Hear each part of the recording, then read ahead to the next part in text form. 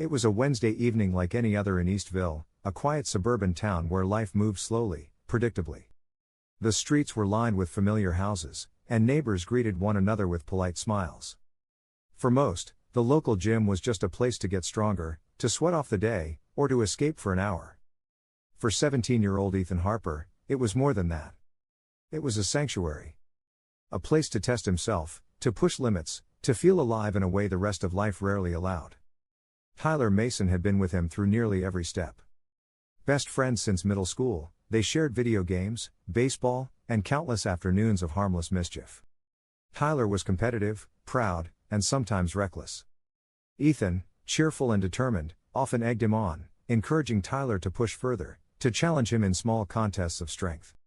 Together, they were inseparable, or so it seemed. That evening, the gym was quiet, with only a few others working out in distant corners. The faint smell of iron mingled with the rubber mats, the hum of fluorescent lights overhead filling the empty spaces.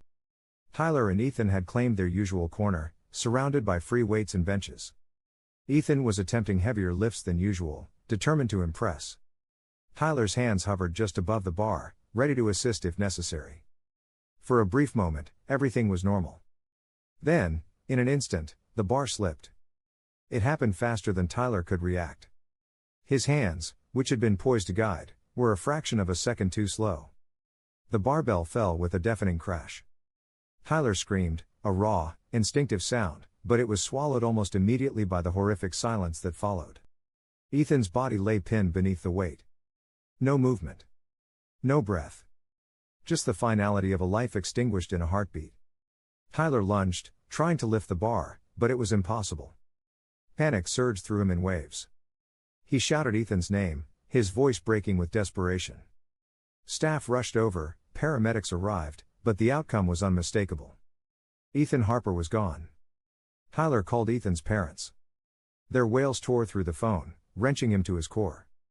Friends arrived, numb and confused, unable to comprehend the sudden horror. The gym, once a place of energy and laughter, had transformed into a chamber of grief.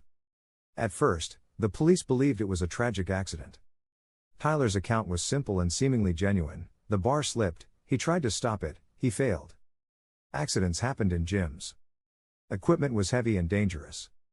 But Detective Laura Benson, seasoned and meticulous, had seen enough tragedy to know that simple stories often concealed more than they revealed. She observed Tyler closely. His grief was real, yet precise, almost measured, a performance designed to convince others of his innocence. Benson began with the physical evidence. The barbell and plates were standard, but the position of Ethan's body, the bruising patterns, and the indentations on the bench suggested something more than a simple slip. Certain marks indicated a specific angle of impact and an unusual force that could have resulted from a subtle, impulsive action, enough to make a deadly accident inevitable. Interviews followed. Gym staff recounted the boys' routines, their friendly competitions, their endless push to outperform one another. Friends described teasing, laughter, and the playful pride that often defined their friendship. Tyler, on the surface, seemed the devoted, shocked friend. Yet Benson noticed details that others overlooked. A week prior, a gym employee recalled overhearing Tyler joking about showing Ethan who was stronger. Innocent banter at the time, but in hindsight, it hinted at the competitive tension that may have contributed to the fatal moment. Security footage provided further insight. At first glance, it appeared inconclusive, grainy, poorly angled. But Benson studied it frame by frame. She noticed Tyler subtly adjusting his stance just before Ethan lifted the bar, positioning himself in a way that would make catching the weight slightly more difficult. It wasn't premeditation. It wasn't an act of malice. It was a brief, impulsive lapse, a momentary miscalculation with tragic consequences. Confronted with the evidence, Tyler's composure crumbled. His grief transformed into guilt that seemed to fill the room. "I didn't mean to.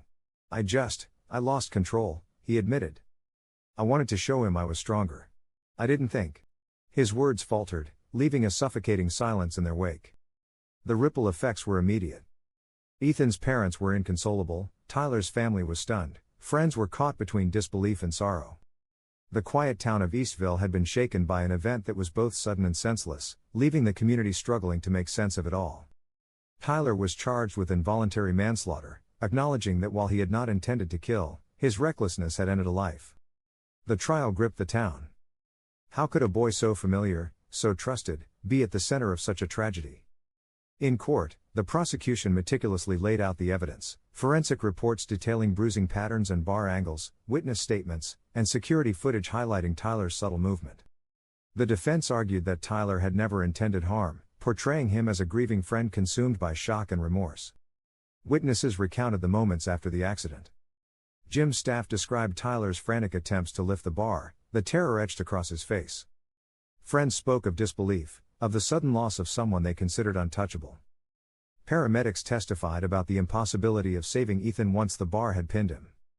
Forensic experts explained the physics of the crash and the injuries sustained.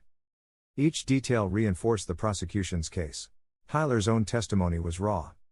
He described the pride, the competitive joking, the momentary lapse that led to an irreversible tragedy. Tears streamed down his face, his voice trembling as he admitted the truth: he had acted recklessly, and it had ended a life. The jury deliberated for hours, the town holding its collective breath. When the verdict was finally read, guilty of involuntary manslaughter, the room was heavy with relief, grief, and lingering shock. Tyler would spend years in juvenile detention, each day a reminder of one split-second choice that changed everything. Even after the trial, Detective Benson's thoughts lingered on that gym. How fragile life could be. How quickly an accident could escalate into a tragedy. How a single moment, a fraction of a second, could alter lives forever. She imagined Ethan's laughter, the sound of weights clanging, the tension that had preceded that final crash. The memory haunted her, not with fear, but with the sobering knowledge that human impulsiveness and pride could tip the balance between life and death. The community slowly tried to heal. Friends, neighbors, and classmates wrestled with grief and unanswered questions. Tyler, once a boy of pride and competitiveness, was now defined by a fatal lapse. A single moment had forever changed him, and the person he had been. Sometimes, Benson would walk past the empty weight benches, imagining the echoes of that evening, the laughter, the clanging metal, the silence that followed. The kind of silence that screamed louder than any sound. Because accidents aren't always accidents. And sometimes, the ones we trust most are the ones who can't save us.